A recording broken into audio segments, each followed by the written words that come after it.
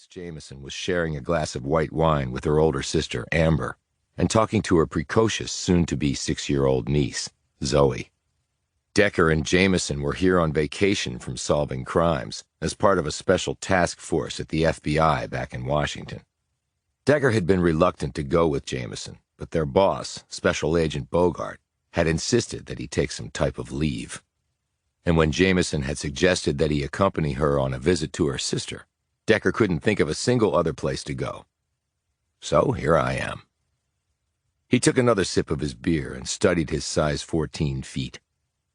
When they had arrived here, introductions had been made, hugs given, pleasantries exchanged, bags put away, and Jameson had given out housewarming gifts to her sister and niece, because Amber and her family had only recently moved here. Dinner was prepared and eaten, but long before then, Decker had run out of things to say and ideas of what would be socially acceptable to do. And that's when Jameson, who knew him perhaps better than anyone else, had discreetly suggested that he take his beer and his awkwardness outside, so the sisters could catch up in the way that women often did while no men were around.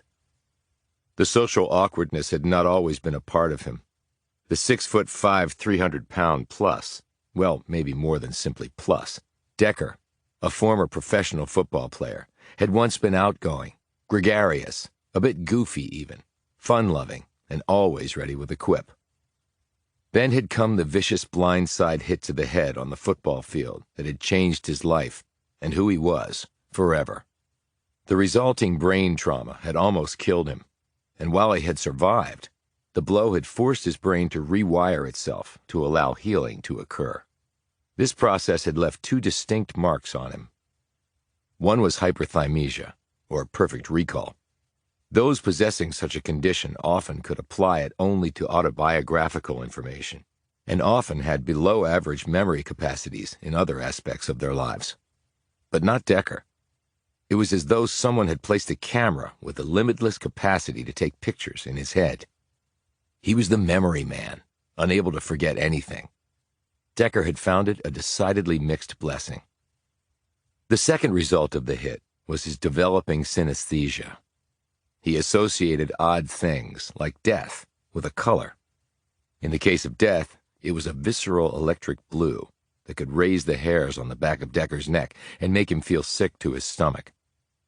Along with his brain change, his personality had been transformed.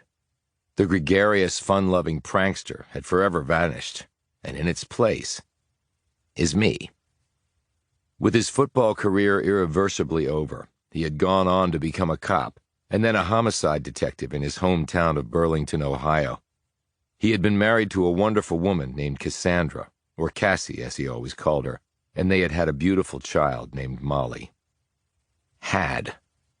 It was all past tense, because he no longer had a wonderful wife or a beautiful child. Who killed you? Who murdered you?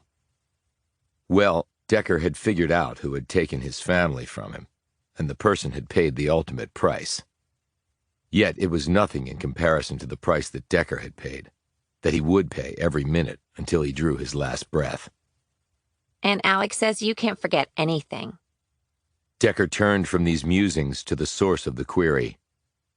Zoe Mitchell, twin blonde ponytails, long-sleeved pink shirt with flowers on it, and white shorts showing off dimpled knees, stared curiously at him across the width of the wooden deck attached to the back of her house.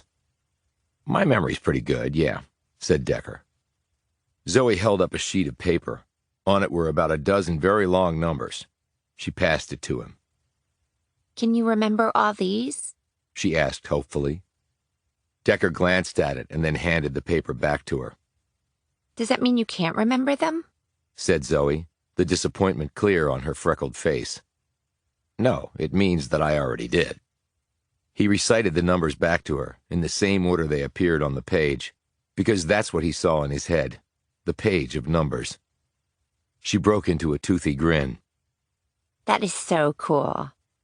You think so? Said Decker. Her pale blue eyes widened at his remark. Don't you? Sometimes, yeah. It can be cool. He leaned against the deck railing and sipped his beer while Zoe watched him.